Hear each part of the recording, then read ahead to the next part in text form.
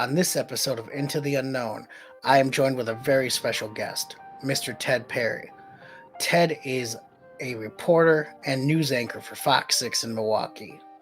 Throughout my life, I've had the great opportunity to listen to Ted break the news, report on events going on in and around Wisconsin, and I had the great pleasure of meeting him in 2016 during the Pro Football Hall of Fame induction. I was there in Canton as an intern, shout out to Dakota, and Ted was there covering, of course, Brett Lorenzo Favre's induction into the Hall of Fame. We were able to connect there. I was able to help him as much as I could, even though I was just an intern. I was still able to help him, and we were able to connect after that. And it's been great getting to know Ted over the years, and I'm very appreciative that he took the time out of his schedule to talk with me. So let's get into it. Today I am joined with my good friend Ted Perry. Ted, how are you doing today? I am so happy to be talking to you, Jeremy. I've always appreciated the work you put into these things and the interviews that you've guided me toward in the past when we worked together professionally. And you were, I don't want to say just an intern, but you were doing an internship when we first met, right? Correct. It was my first shot into the real museum world. Of course, I was fortunate enough to be at the Pro Football Hall of Fame. That's the year Brett Favre was going in, and I just want your listeners and viewers to know how helpful and professional you were. Even though you were still a college student at that time, you were better than a lot of PR people I've had to work with over the years. So I am grateful for you for that. So that's when you asked me to do this, I'd be honored, and I knew I'd be in good hands with you. I really appreciate it. So, like I said, let's jump into this. I want to know about you. I want to know about your origin story. Think comic book issue number 1. Who's Ted Perry? Origin story. That's so funny. I just got done reading this book, Demon Copperhead. It's a modern day retake of David Copperfield by Dickens, and it's a fictitious story, but it's about a young man growing up in Appalachia and just the worst possible upbringing he could have imagined. And you think those origins, and I'm not going to ruin the ending for anyone watching, but he grows into a man, and despite it all, and it's really a wonderful book. And so you think, wow, what have I overcome? And so when you ask me my origin story, I guess I just sort of recite a bit of a resume. I was born April 1964 in Chicago, Illinois. My parents saved the best for last. I'm the youngest of 8 kids, born into an Irish Catholic family, ridiculously middle class. We weren't rolling in money by any means, but we weren't wondering where our next meal was coming from. So I guess that's, we grew up in a household that put an emphasis on school and fun and family. And to this day, I enjoy my siblings immensely. My parents have left us. Then I moved when I was 14 to Baraboo, Wisconsin. And I guess you could say that was really the moment the personality I have now came out. I was a pretty quiet kid, being the youngest of 8, kind of kept to myself and my very small group of friends who are still my good friends today. But you find yourself at 14 in the middle of freshman year moving from Chicago, even though it was just the suburbs, to a farm community of 7,000 people at the time. It's bigger now, Baraboo, but you really got to find out who you are and how quick you are on your feet. And I was fortunate enough through sports to fall into a good crowd there. I played football and Legion baseball and ran a little bit of track, but really found my groove there. Went on to the University of Wisconsin-Madison, where I thought I would become a teacher. And all the education courses were full when I went to register. So somebody said, hey, I'm taking a journalism class. And the rest, as they say, is history. I just got discovered by a professor who thought I had a knack for it. And when you're 20 and somebody you look up to says, you might be okay in doing this for a living, it kind of puts a bug in your ear. So I am now in my 30th year here at Fox 6. And I have 3 years before that in Chattanooga, Tennessee, and 3 years before that in Rochester, Minnesota. So I'm on my 37th year of this career. I can't imagine having a career that long and that impressive. And of course, growing up in Wisconsin, southeastern Wisconsin, I was fortunate enough to watch you almost every day. I'd say we were definitely a Fox 6 family. So that's usually what was on TV. And it was something I always admired about you. I appreciate that. Thank you. It's very humbling. At first, you don't seem to like it when people go, I grew up watching you, because it kind of dates you. And then you just kind of turn it on its head and said, well, you know what? Just say thank you, because they could have grown up watching somebody at 4 or 12 or now CBS 58. So the fact they grew up watching you and still watch you, just say thank you. I guess it's the most humbling thing to do in that, and don't chastise them for making you feel old. Yeah, definitely. You know, on our journey, on our path, of course, if they told you from Baraboo, go to Madison, that's how you're going to discover your career. Then you're going to go here, and you're going to end up at Fox 6 for over 30 years. I think everyone would take that path. They would take that blueprint because it's laid out. Can you think of a time in your life where you had the option to go east or west, and you chose one path, and how that really shaped your life? Oh my God, every day we make that decision, don't we? But yeah, there are some days that stick out. When I graduated in 1986 from UW-Madison, the job market in my field was horrible. It was so tough to get a first job, and I used to drive around. My father would lend me his car, an Oldsmobile. He'd say, "You can have it for 2 days," and I can, he can work out of a home office or something for 2 days. And I would get in a car with a box of not even beta tapes, 3/4 inch tapes, what we used to shoot on. I wish I had. I clearly don't have one in front of me, but and I would drive to Eau Claire and La Crosse and Rochester, Minnesota, and Wausau, and I would knock on doors of TV stations and say, "Hey, I just happen to be in the area. Can I meet with the news director?" Most of the time, they wouldn't let you. Sometimes they would. I sent a tape to Rochester, Minnesota. I didn't get to meet with the news director. And just when I was about to say, that's it, I cannot take any more rejection. I have driven all over the Midwest. I have sent tapes to places I've never heard of: Sault Ste. Marie, Michigan, and Marquette, Michigan, and Coos Bay, Oregon. I started looking at other states and I got out a list of the stations. I'm like, Coos Bay, Oregon sounds neat. And I'm sure it is. I've never been there because they didn't hire me. And I was so close to him. I was just going to say, you know what? I can't do it. I cannot take any more rejection. And I was about to go camping with some buddies for a weekend. And I made a call to this news director in Rochester, Minnesota, a man named Gene Carlson, who smoked in the newsroom. You could smoke in the newsroom back then. And Gene was a really good TV mind, and he had a good eye for production and news. He was an old school Lou Grant newsman. Gruff, didn't really care if he liked horses more than he liked people, but he really, really shaped my career. And I wanted to call and hear the rejection so I could go on with my life and figure out what my new path would be. And on that fateful day in June, probably this is now 1987, June of 87, I bartended for a whole year looking for jobs. So it's not like I looked for a week and gave up.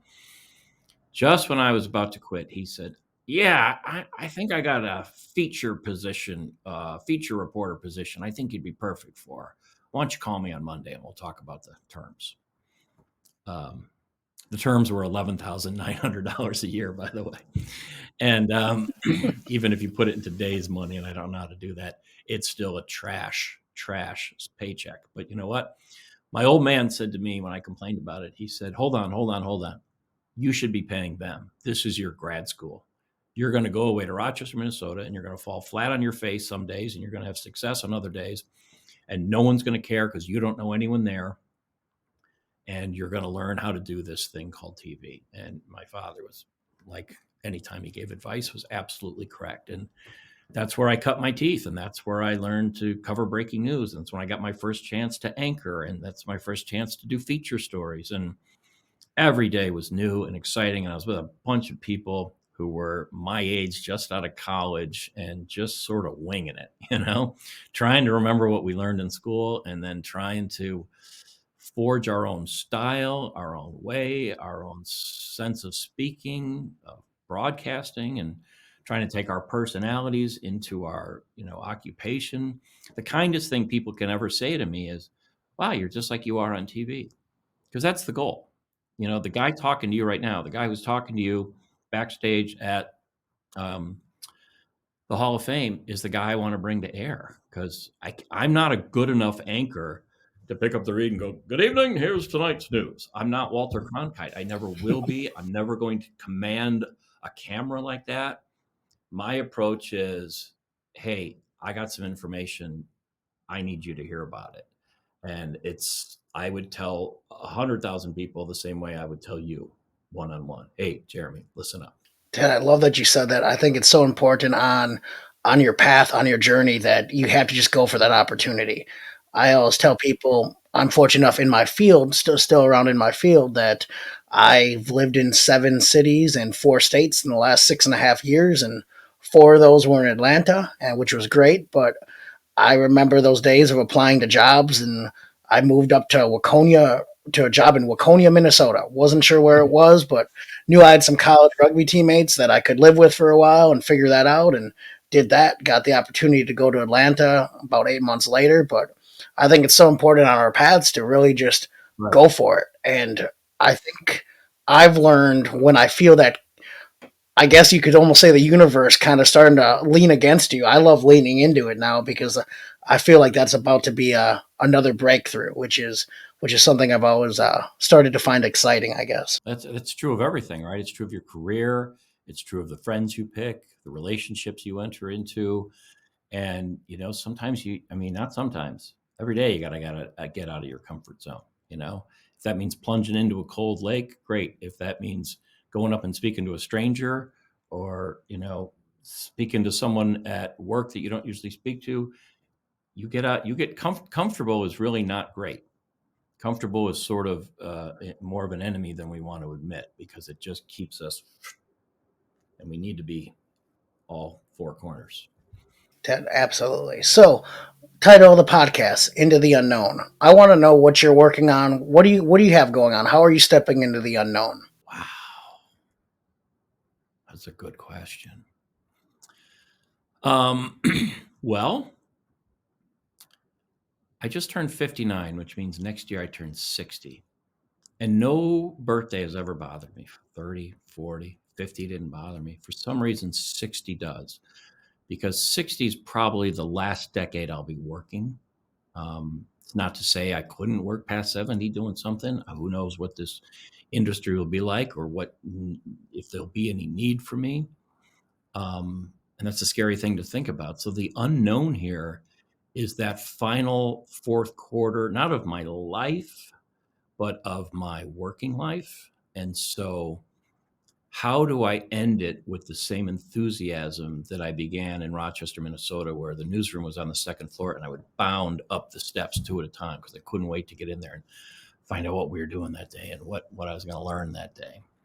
I just read a great book. My friend Jeff Sherman, who everybody in Milwaukee knows or should know, gave me a book by Arthur Brooks. It's called From Strength to Strength, and it talks about, as you get to be my age, my job isn't really breaking stories like I did when I was a reporter, or tried to do when I was a reporter. It was never my strong suit. I was a pretty good storyteller and a pretty good writer, and still am, I think.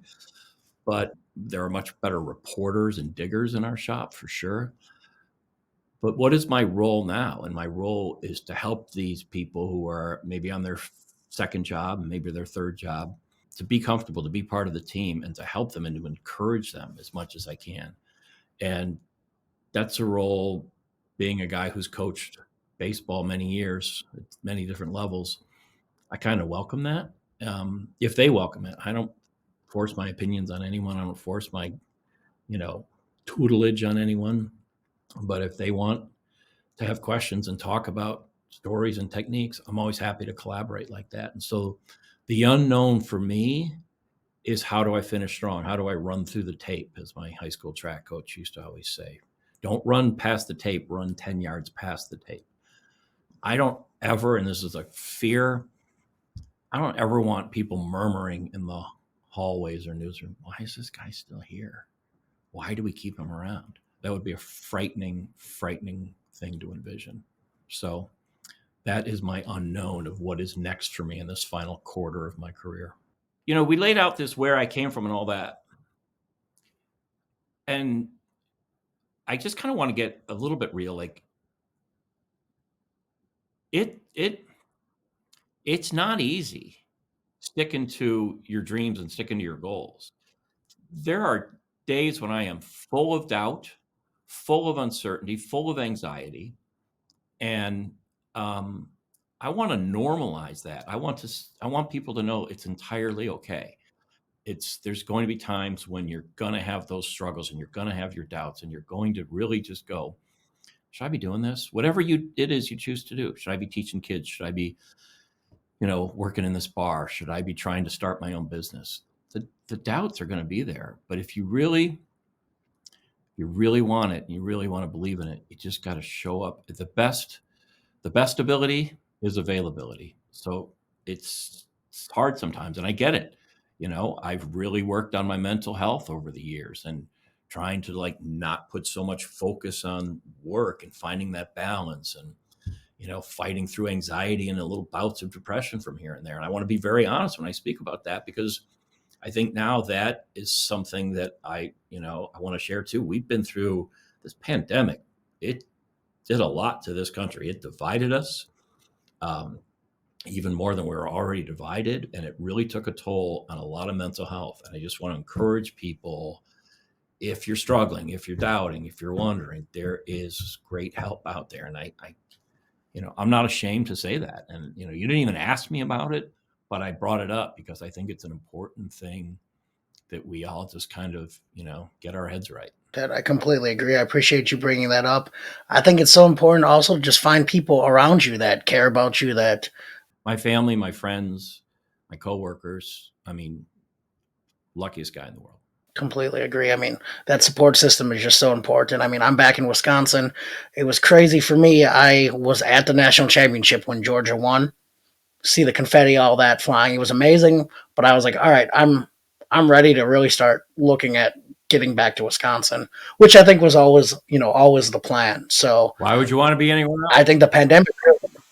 Exactly. With the pandemic, I had the opportunity, a little bit forced opportunity to have some quality time back at home, and it just kind of made that the reality. It's funny, I always joke, because being home for Game 6 of the NBA Finals when the Bucks won, seeing that parade, that's when the wheels really started turning.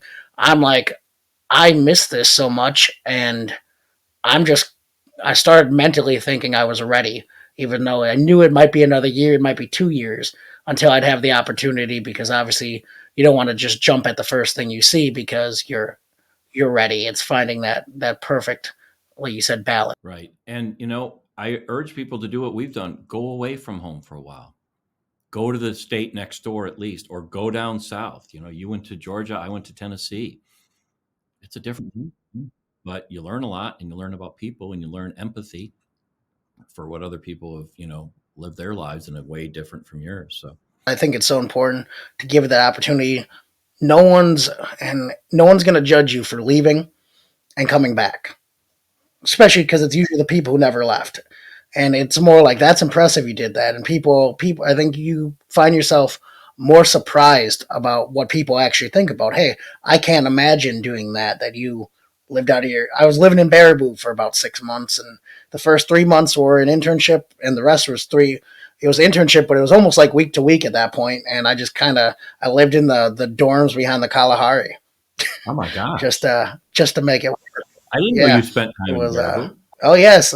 I lived on Boo U's campus for about 3 months with some people that I had found, and then I was in the dorms behind the Kalahari, also known as USC, University of Sauk County. Please tell me you at least had a drink at the Square Tavern. Oh, I had to, of course. Just had to make sure. Yes, definitely was there once or twice, allegedly, of course.